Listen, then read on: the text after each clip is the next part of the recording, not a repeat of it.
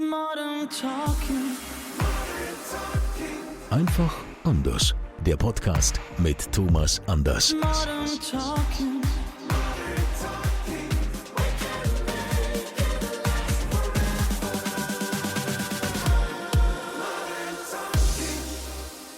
Schön, dass ihr wieder mit dabei seid beim offiziellen Thomas Anders Podcast. Modern Talking einfach anders. Und wahrscheinlich werdet ihr genauso schwitzen wie wir. Und es gibt nur einen in diesem Podcast, dem diese Hitze gar nichts ausmacht und der dieses Wetter liebt. Ja, weil der braucht ja sein tägliches Ibiza. Unser Superstar Thomas Anders. Hallo zunächst mal. Woher willst du wissen, dass ich dieses Wetter liebe? Ich meine, es ist mir verdammt heiß. Also irgendwie so. Ich meine, ja, es ist mir lieber als Kälte, logisch. Also mir sind 36, 37 Grad plus lieber als 37 Grad minus, gebe ich zu. Aber es ist ganz schön, weil man findet so keine Erfrischung mehr. Also ich meine, jetzt ist bei mir im Haus nur die ganz obere Etage klimatisiert. Aber da sind jetzt nicht die Schlafzimmer, sondern das sind andere Räumlichkeiten. Das ist eine andere Räumlichkeit. Ja, das ist Ja, wie es halt so ist. Ja, sorry, es ist halt Star-Welt, Freunde. Andere Räumlichkeiten. aber ja, bei uns läuft halt eben permanent auch Gebläse und hier so die ganzen Sachen, und damit man so ein bisschen Luft kommt. Weil wir haben hier die Türen offen, aber es passiert ja nichts. Ne? Es kommt ja nur warme Luft wieder rein. Ah ja, die Luft steht, das ist schon irre. Aber ja, also ich muss sagen, ich konnte früher so gar nicht bei diesen Temperaturen groß draußen sein. Ich habe das gehasst, so ab 30 Grad habe ich mich meistens dann innerlich verbarrikadiert und habe dann das Klimagerät Hast du eine neue angestellt. Brille? Ja, die hat so ein bisschen Blauton, Das weißt Gestell du? ist ja ganz futuristisch.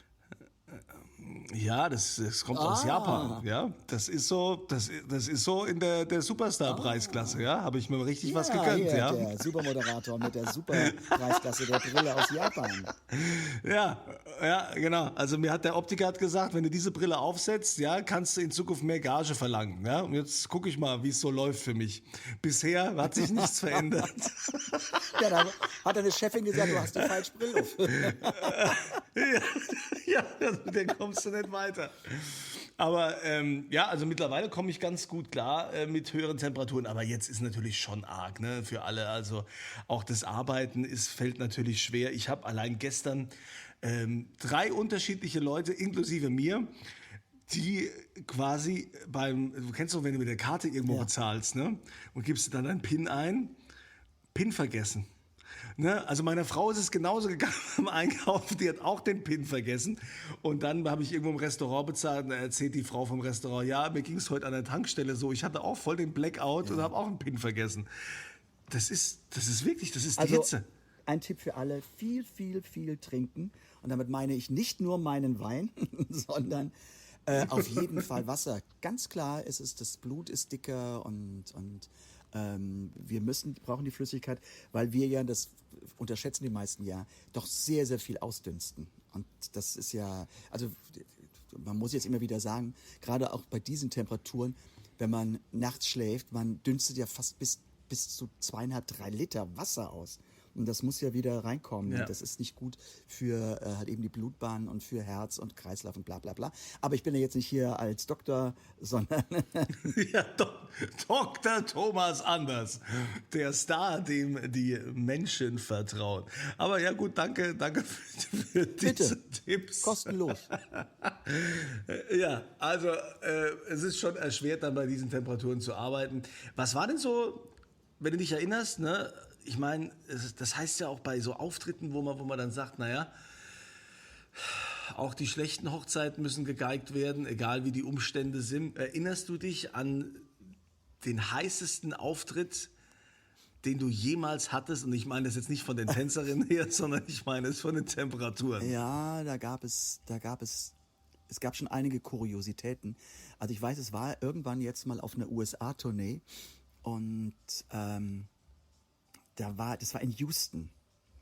Und Houston ist ja dafür bekannt, das ist ja das, was wir hier erleben, wo wir sagen, oh, das ist echt drückend und sowas, das ist bei denen normal, jeden Sommer. Aber es ist insoweit für uns, die wir dort nicht geboren sind und die wir da kurz hinreisen, insoweit unerträglich, weil die haben gesetzt jeden Tag Gewitter. Das heißt, die haben 38 Grad und dann kracht das irgendwie im Nachmittag runter und du kannst wirklich auf den Straßen sehen, wie das verdampft. Das ist so und die Luftfeuchtigkeit ist so extrem hoch. Und da war ich in einer Halle und die kommen da mit den Klimaanlagen gar nicht. Wenn dann noch irgendwie 2000, 2500 Leute drin sind, da kann man sich vorstellen, dann bist du aber wirklich, der Schlüpper ist nass, bis es geht nicht mehr. Ja, aber wir hatten doch bei unserem ersten Deutschlandspiel, da wurde doch auch in Houston gespielt. Ne? In Houston war dann das Stadion, ist dann überdacht, da wird das Dach zugefahren und dann wird das da klimatisiert. Und da waren es drin irgendwie, und es war richtig kalt, war nur 22 Grad oder so. Also verrückt. das ist sowieso in Amerika ganz furchtbar. Aber in Houston fällt es mir immer am meisten auf, wenn ich da bin. Die fahren die Klimaanlagen so runter, dass ich echt Not habe, nicht eine richtige Erkältung zu kriegen. Und du musst dir vorstellen, Flughafen, man setzt sich ins Auto, man fährt zum Hotel, man steigt aus, man hat eine Luftfeuchtigkeit nicht zu ertragen, 38, 39 Grad, man geht irgendwie so 10 Schritte ins Hotel rein, im Hotel sind es 16. Das ist, als würdest du dich in den Kühlschrank reinsetzen. Die Zimmer sind auf 16 Grad runterklimatisiert. Die Fenster kannst du da nicht aufmachen, dass man da mal Wärme reinbekommt. Ja. Und ich habe da wirklich, also in Houston, ich war einmal in Houston, da war ich im Hotel, ich wollte essen gehen.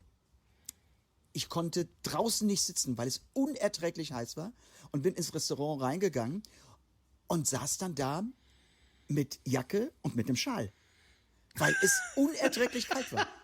Und dann siehst du dann hier die Frauen in so kleinen Hänger und sowas und und sowas, it's so hot today, bla bla bla, rennen dann bedienen dich dann bei 16 Grad und du denkst, ich fange gleich an zu zittern, weil es hier so kalt ist. Ist echt so.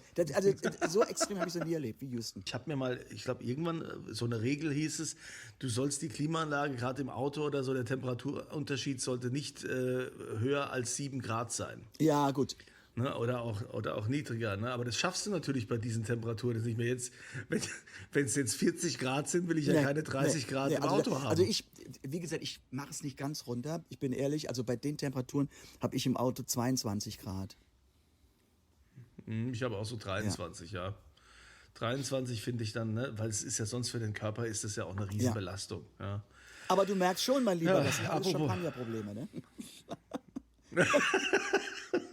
Ja, das sind alles. Also ich mach First mein World Auto Problems, nur auf wie man so 22. Na, ich habe 23 eingestellt. Ach, ich will ja auch nicht frieren, wenn es draußen so heiß ist. Ja, cool. Ja, wir wollen ja auch gar nicht mehr so viel Champagner und Sekt mit Alkohol trinken. Wir trinken ja jetzt ohne Alkohol. Und da hat der Herr Anders ja jetzt ein neues Produkt rausgebracht. Wobei, dein Rosé wird natürlich auch sehr gelobt, weil ich war ja mal Mäuschen bei der Veranstaltung. Beim Lounge war ich dabei und habe ein bisschen Mäuschen gespielt. Habe also sowohl den Thomas mit seiner Frau Claudia direkt vors Mikro bekommen und natürlich auch viele Experten aus der Weinwelt waren da, Winzer waren da, Pressevertreter. Es war eine ganz wunderbare Stimmung und dazu nehmen wir euch jetzt mit. Überall stehen diese grünen Flaschen, also es ist angerichtet, ganz viele Pressevertreter, die sind jetzt hier überall verteilt und es ist ein Riesenevent. Und der Thomas erklärt uns jetzt mal, warum ein alkoholfreier Sekt? Warum nicht? Das ist die große Frage. Nein, ich glaube hier in meiner Produktpalette, die ich dann habe, mein Grauburgunder, mein Rosé-Sekt, da haben wir uns überlegt, der Dirk Würz und ich, was können wir als nächstes machen? Und wir haben dann so ein bisschen rumexperimentiert und es kam dann wirklich dieser hervorragende, alkoholfreie Sekt raus. Also alkoholfrei hatten wir schon länger so immer im Hinterkopf. Da war es aber so, dass ich halt eben oft mit der Qualität nicht zufrieden war. Also wenn es sich irgendwie, wenn dir den Mund zusammenzieht, dann war es doch irgendwie besser, Alkohol zu trinken. Ich wurde aber auch immer wieder von ganz vielen, auch von Fans angesprochen, wann kommt denn mal etwas Alkoholfreies? Und das ist jetzt soweit und ich kann sagen, er schmeckt saugut. Ich bin noch nicht dazu gekommen zu probieren, aber ich bin mir sicher, ich kriege heute auch noch Gelegenheit dazu. Ja, ich bin ja auch ein bisschen später gekommen als alle anderen. Ich werde natürlich auch so ein paar Stimmen heute einfangen und auch mal den Dirk Würz fragen. Das ist ja der Winzer, der diesen Sekt da auch mit dir zusammen gemacht hat. Was da drin ist, wie das überhaupt funktioniert, dass man quasi so einem Sekt den Alkohol entzieht. Oder hast du dich damit jetzt irgendwie mit der Machweise dann näher beschäftigt? Also ich weiß, wie es funktioniert, aber ich möchte natürlich Dirk Würz seine Plattform nicht nehmen. Gut, die gebe ich ihm. Claudia ist ja auch da, deine Ehefrau. Claudia, sag mal, jetzt mal unter uns. Ich meine, war es jetzt so arg? Hat er so viel von seinem Rosé die ganze Zeit getrunken, wo du gedacht hast, komm, der braucht mal weniger Alkohol oder was war's? Du meinst, die Intention kam von mir, Konzilein. Ja. Also tatsächlich indirekt kam sie wirklich ein bisschen von mir, weil ich gesagt habe, ich finde, in deiner Kollektion fehlt einfach mal eine alkoholfreie Variante. Und tatsächlich kann man das ja mal unterbrechen und der Genuss ist nach wie vor da. Du musst wirklich gleich mal kosten. Ja, das mache ich auf jeden Fall. Also ich probiere das wirklich. Aber ich meine, du trinkst ja selbst sowieso Wenig. kaum Alkohol, oder? Deshalb, dir kommt das ja auch gelegen. Total. Also seit der wirklich, wir haben ja im Vorfeld sehr viel verkostet, damit eben auch der alkoholfreie Sekt so in die Kollektion reinpasst und auch sich nicht die Wangen zusammenziehen, wie bei sage ich mal, beim Wettbewerb oft, ja, wo man sagt, um Gottes Willen, dann lieber ein Wasser. Und ja, Thomas hat das echt geschafft, mit Dirk Würz da was zu schaffen, was eben auch keinen Trinkwiderstand leistet. Kein Trinkwiderstand. Das ist das Wichtigste an allem, dass sowas keinen Trinkwiderstand hat. Jetzt muss ich mal diesen Dirk Würz suchen, damit er auch uns mal erzählt, wie dieser Sekt überhaupt gemacht wird, damit ihr das im Podcast natürlich auch alle mitkriegt. Ihr könnt den Sekt natürlich über alle Kanäle bekommen. Ne? Da, wo es auch die Weine gibt von Thomas Anders, ist ja ganz easy. Ja? Also da gibt's ja dann die Homepage thomas-anders.com oder eben man geht auf anders-wein.com, das gibt's also auch, wisst ihr ja schon, aber wir haben das ja hier immer auch unten alles verlinkt. So, wo ist denn jetzt dieser Dirk Würz? Du bist doch hier der Winzer, der diesen Sekt gemacht hat. Jetzt würde mich mal interessieren, wie funktioniert denn dieses Prinzip? Kann man das mal erklären? Also, da ist ja eigentlich Alkohol drin, oder? Ursprünglich. Im Grundwein ist ursprünglich Alkohol, genau. Dann wird der Grundwein entalkoholisiert über ein sehr schonendes Verfahren, das nennt sich Vakuumverdampfung. Also der Wein wird ganz schonend erhitzt und Alkohol ist flüchtig. Ab einer bestimmten Temperatur verflüchtigt sich quasi. Der Alkohol verdampft, der wird rausgelöst und dann bleibt der Wein ohne Alkohol übrig und der reine Alkohol. Dann nimmt man das Ganze, macht es stabil. Unter Umständen macht man ein bisschen Zucker drauf. Wir haben das nicht gemacht, weil wir von Haus aus schon einen gestoppten Wein hatten. Und dann wird die Kohlensäure dazugesetzt. Und dieser Grund. Aber das klingt so unsexy, oder? Das klingt total technisch. Ja, das klingt total technisch. Das ist so irgendwie, wichtig ist ja, dass er schmecken muss. Und was ist das für ein Grundwein? Also man weiß ja vom Sekt, dass man meistens als Grundweine welche nimmt, die jetzt, die werden, glaube ich, früh geerntet. Genau, das wird ein bisschen früher geerntet. Das wird grundsätzlich ein bisschen unreifer gelesen, damit du die Frische drin hast. Das ist beim Versekten ganz wichtig tatsächlich. Und wenn es um alkoholfreie Weine geht und man alkoholfreie Weine so produzieren will, dass man sagt, man produziert den Grundwein auch dazu, dann guckt man, dass man nicht in eine Überreife kommt auch und dass man beim Vergären ab einem gewissen Punkt die Gärung stoppt, um den natürlichen Zucker zu erhalten. Weil da muss man hinterher keinen mehr zusetzen, weil wenn der Alkohol raus ist der einzige Geschmacksträger, den es noch gibt, Zucker. Deswegen sind ja alkoholfreie Weine unglaublich süß.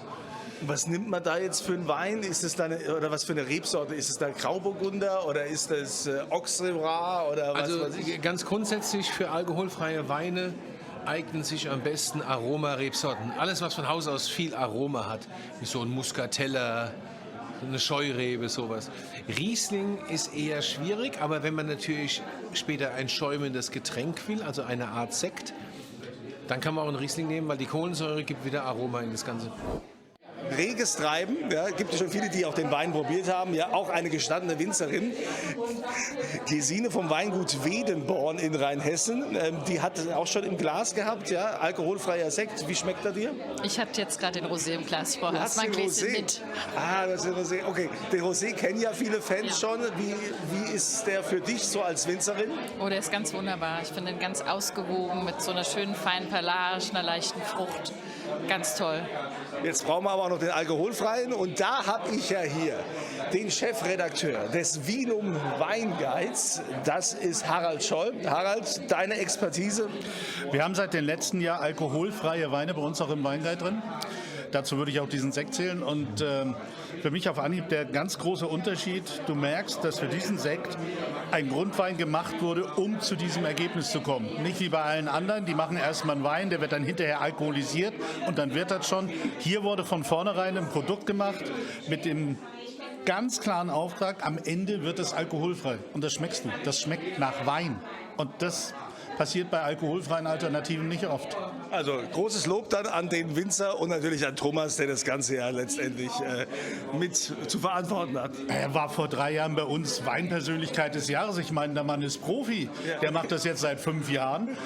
Für mich ein Riesenzeichen, weil es zeigt, das ist keine Eintagsfliege. Der meint das wirklich ernst. Ich habe ja schon gedacht, wahrscheinlich ist es so, weil er jetzt schon so lange mit dem Wein da rummacht, ne, muss man jetzt mal den Alkohol reduzieren, jetzt kriegt er nur noch alkoholfrei. Das habe ich gedacht. Nein, das hat, glaube ich, eher mit seinen Fans zu tun. Da sind ja welche dabei, die dürfen schon nicht mehr. Und damit die auch noch was von Thomas trinken können, dafür ist das. Und die ganzen, die fahren müssen natürlich. Also in diesem Sinne, Prost. Prost, lass dir schmecken. Ja, gesungen wird natürlich auch. Das ist Thomas Anders. Man glaubt es gar nicht.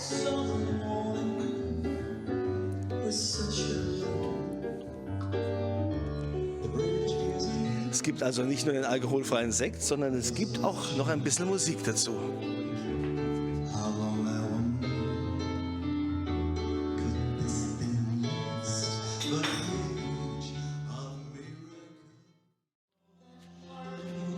So, kann ich hier nochmal fragen. Thomas singt ja gerade, aber du hast ja den Wein wahrscheinlich auch schon probiert, die verschiedenen Weine. Grauburgunder, wir haben den Rosé-Sekt, jetzt auch alkoholfreier Sekt. Wie kommt es so bei dir an? Also es ist genauso, wie wir Thomas kennengelernt haben, wie wir ihn kennen aus der Presse, aus Funk, Film und Fernsehen oder von seinen Liedern. Es ist alles sehr hochklassig, hochwertig, sage ich mal. Und es ist, ja, ist genau das, was in unser Leben passt.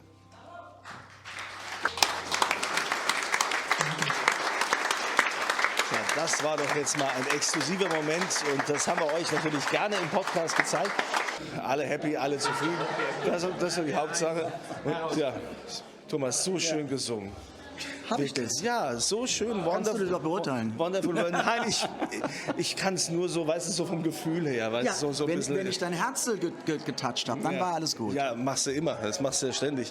Tolles Ereignis, tolles Erlebnis und eine mega Veranstaltung hier zum Launch des neuen Sektes.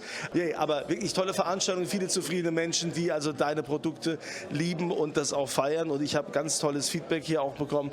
Und von daher würde ich sagen, gehen wir jetzt wieder zurück zum Podcast und wir verabschieden uns hier aus Nierstein. So, jetzt ist er auf dem Markt, der alkoholfreie Thomas Anders Sekt. Ich habe ihn probiert. Mir wurde gesagt, auch auf der Veranstaltung mehrmals von wirklichen Kennern, also für Menschen, die alkoholfrei trinken, ist das ein richtiges Brett. Ist es handwerklich richtig gut gemacht? Das habt ihr ja wahrscheinlich jetzt auch gerade in dem Beitrag gehört, als der Experte das auch gesagt hat. Ich finde es fruchtig, finde es ja spannend, aber für einen, der ja so alkoholfreie Produkte nur im Notfall gezwungenermaßen zu sich nehmen muss, sage ich jetzt... ja, kann man machen, aber ich greife dann doch eher zu deinem Rosé. Ja, aber pass auf, ich sag dir ganz ehrlich, ich trinke den für mich auch wirklich sehr, sehr gerne. Gerade auch bei diesen Temperaturen.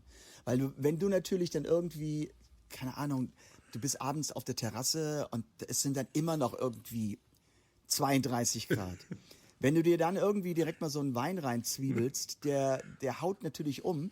Deshalb, wenn ich aber Lust auf auf diesen Geschmack habe, dann nehme ich mir den Sekt, den alkoholfreien, und mache da irgendwie, keine Ahnung, Melone oder sowas rein, mit Eiswürfel. Und dann habe ich aber einen Weingeschmack.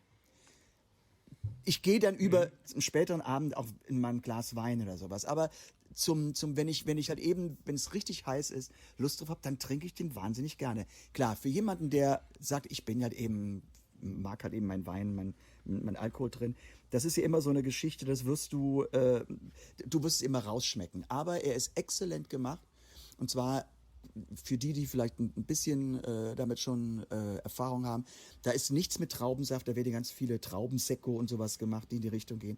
Da ist nichts drin, da ist kein Fruchtsaft drin, das ist rein eine Riesling-Traube und da wird aus dem Wein den Alkohol entzogen und dann im Grunde mit Kohlensäure angereichert.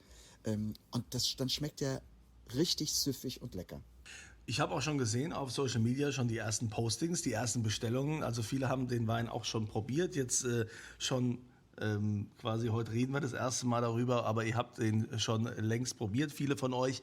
Natürlich gibt es hier unterhalb in den Shownotes, findet ihr auch wie immer den Link, ja, wo ihr den probieren könnt. Es gibt natürlich nach wie vor auch die Weine mit Alkohol und es gibt auch noch den Rosé-Sekt. Aber auf jeden Fall, wie Thomas schon sagt, jetzt in den heißen Tagen, ja, ist es auf jeden Fall auch immer eine Alternative, wenn man natürlich Auto fahren muss oder wenn man nicht so kann oder eben Gäste hat, die keinen Alkohol trinken. Davon hat man ja auch immer mehr dabei. Also zum Beispiel Claudia trinkt so bei gut uns, wie nie, weil sie verträgt es einfach nicht. Sie sagte, ich vertrage es nicht, aber sie sagte, er macht richtig Laune zu trinken und ja, ich finde einfach klasse. Ich finde sowieso meine Weine klasse. Falls das noch niemand weiß, ich finde meine Weine sensationell gut. So. Ja, ich auch. Also ich trinke die wirklich gern. Die sind süffig, wobei ich mir jetzt gerade bei den Temperaturen kann ich nicht so viel trinken wie sonst, aber das haben wir ja gerade schon geklärt. Ich habe hier eine spannende Frage noch, ich bin jetzt am Überlegen, sollen wir die in die Minute der Wahrheit einpacken oder willst du die Frage außerhalb der Minute der Wahrheit? Was soll denn dieses diese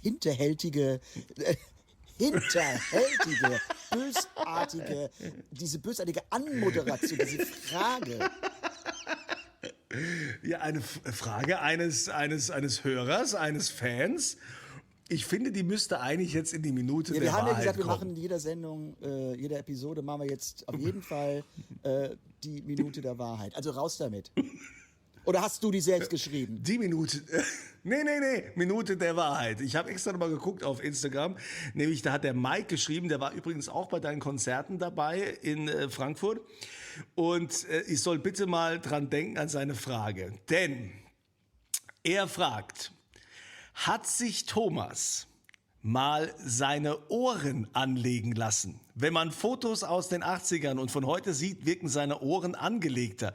Hoffe, die Frage ist nicht indiskret. Nein, aber du bist ja dafür wertschätzend bekannt, dass du fast jede Frage auf deine humorvolle Art stellst. Also liebe Grüße und alles Gute, Mike. Ja, also ich wusste jetzt nicht, wie weit. Ich habe es einfach vorgelesen. So, Minute der Wahrheit. Wenn man dich jetzt hier sieht, die strahlenden Augen. Was sagt er jetzt da drauf? Also... Ich fand es echt eine lustige Frage. Ich meine, dass sich jemand traut, das zu fragen, das finde ich echt cool. Respekt. Und dass du sie jetzt beantwortest, finde ich noch schöner. Also, sagen wir so, ich möchte nur auch ganz klar für die Zukunft. Also bitte jetzt nicht irgendwie permanent bei die Minute der Wahrheit hingehen und jetzt körperlich werden in allem, was kommt, ja? Das machen wir nur einmal jetzt, also, ausnahmsweise. Ich muss enttäuschen. Ich habe nie das Gefühl gehabt, dass ich irgendwie mal abstehende Ohren gehabt hätte oder sowas. Vielleicht ist ein falscher Winkel, wie es fotografiert war. Aber ich habe nie was machen lassen. Ich habe nie was. Ich habe im Gesicht, habe ich mir noch nie was ziehen lassen oder machen lassen. Habe ich noch nie. Also, ist das jetzt... Oh, tja, ich dachte jetzt, Wunder, was jetzt, ja, das tut mir total leid, Mike. Also, da hast du dich wahrscheinlich verguckt, du hast nicht mit jemandem Thomas gewettet. sagt. Dann hast du verloren. Ja, weil die Wette wärst du jetzt, da gehst du als Verlierer raus. Ja, also keine Ohren anlegen lassen, ne? Alles gut, alles echt. Alles normal gewachsen. Und ja, ich habe ja auch bei der Veranstaltung, als wir da waren im Weingut St. Anthony, als der neue Sekt vorgestellt worden ist, habe ich auch wieder neben Thomas gesessen und dachte mir, die Welt ist schon ungerecht. Ne? Der Mann ist über 60, ja, und hat volles Haar und bei mir gehen die aus, ja. Und dann hat er übrigens, wenn du gerade so sagst, mein Lächeln, das so gehässig, da hast du schön hinter mir gestanden mit dem anderen und habt er die ganze Zeit hier auf meine Platte gezeigt. Oh, da gehen dir ja die Haare aus. Guck mal, das ist so ein richtiger Kreis, so wie bei Ja, den wir haben Mönchen. es massiert, weil Durchblutung unterstützt den Haarwuchs. Weil die Follikel werden Ja, dann durchblutet. genau. Vielleicht solltest du dir öfter mal am Kopf kratzen. Ja. Aber ich hab So jetzt wie- im neuen ja. Fokus, im aktuellen Fokus noch, da ist ein ganz großer Artikel über Haargeschichten und sowas drin, das habe ich mir überflogen. Es gibt tatsächlich mittlerweile Mittel, die helfen sollen. Und die sind zwar Apotheken oder glaub, rezeptpflichtig. Da kann man, glaube ich, mit einem Spray, man kann sowas auch mit Tabletten nehmen, das wirkt. Aber das ist nichts für dich, mein lieber Kunzi, weil das geht auf die Potenz. Ja, dann auf gar keinen Fall. Dann ja. lieber eine Glatze. Ja, und dann lieber eine Glatze. Ich danke dir, Thomas. Das ist auch immer so fürsorglich von dir. Ich finde es super, dass du weißt, wo meine Prioritäten liegen. Und von daher, also lassen wir das Ja. mit dem Spray weg. Ja, also es war wieder sehr unterhaltsam. Es war heute ein bisschen hitzig in jederlei Hinsicht. Können wir noch so einen kleinen Ausblick machen, so Tourtermine gibt es? Wie entwickelt sich der Markt? Du bist ja also nächstes Jahr nochmal hier groß am Start. Also ich habe mich ja schon für Mannheim angemeldet. Ne? Meine Familie freut sich schon. Ja, wir heben die Sherry Sherry Lady T-Shirts auf, also muss jetzt keine neuen für uns bereitlegen, aber wenn wir da 4 Plätze hätten, das wäre super. Also wir kommen auf jeden Fall nach Mannheim. Vielen Dank schon mal für die Einladung. Wie sieht's denn sonst so aus? Ja, was willst du jetzt von mir wissen? In diesem Jahr bin Also ich meine, bei den Konzerten, ist es denn so, gibt es denn da dann quasi, wenn die Tour jetzt komplett feststeht, gäbe es denn auch so Sachen, keine Ahnung, jetzt fragt einer an und sagt, hey, wir hätten dich doch noch gerne in der Stadt oder hier ist noch was frei geworden, hier könntest du vielleicht auch noch auftreten und so, hier können wir das noch Also die zusätzlich Tour, machen. nein, Kommt sowas? Kann Die sowas Tour, passieren? Die Tour, die liegt fest. Aber ich bin jetzt in Bälde. Ich bin am 25.07. in Bad Nenndorf. Das ist auf der Landesgartenschau. Das ist bei Hannover. Ich mache jetzt nur die deutschen Termine. Dann bin ich am 5. September in Bad Meinberg. Das ist aber so eine Talk-Geschichte im Kurtheater. Dann bin ich am 6. in Bad Pyrmont. Das ist Open Air, also 6. September. Dann bin ich am 19. in Wernigerode mit einer großen Show. Dann bin ich am 26. September in Jena. Am 2. Oktober in Worms. Am 10. Oktober in Merkes. Das ist auch in Westfalen. Und das sind momentan mal die Termine in Deutschland für dieses Jahr. Gut, also bis Oktober, das ist ja schon mal genug. Ja, also das reicht ja schon mal. Die Termine in Deutschland. Ja, und da man ja weiß, dass du das ganze Jahr verreist bist und viel im Ausland, da wird auch Ich noch habe einiges jetzt in der draufstehen. zweiten Jahreshälfte, ich glaube, liege ich noch bei um die 30 Shows oder so. Wolltest du nicht kürzer Doch, ich habe im treten? War da Juli nicht mache ich irgendwas ganz so? viel frei. Okay. Ja, da freut sich dann Ja. auch deine Frau. Ja, da können wir uns auch mal treffen zum Essen. Da und habe so, ich keine aber nicht Zeit. an so einem ganz heißen Tag. Da war was. Ach so, ja, gut, schwierig. Nun gut, also bevor wir jetzt diese Termine hier noch ausschweifen, wir freuen uns natürlich auch weiterhin über eure Fragen an podcast@thomas-anders.com. Traut euch, die Fragen werden ja dann in der Fragenrunde mal wieder zusammengefasst oder ich streue sie auch mal so. Und die veröffentlichten Fragen, dafür gibt es dann immer die Modern Talking einfach anders Podcast-Tasse und wir sagen danke, dass ihr dabei seid. Erzählt euren Freunden natürlich weiterhin und Bekannten und anderen Fans, dass es diesen Podcast gibt. Und dann einfach abonnieren, dann verpasst ihr nichts. Und wir freuen uns, wenn ihr mit dabei seid. Vielen, vielen Dank fürs Zuhören.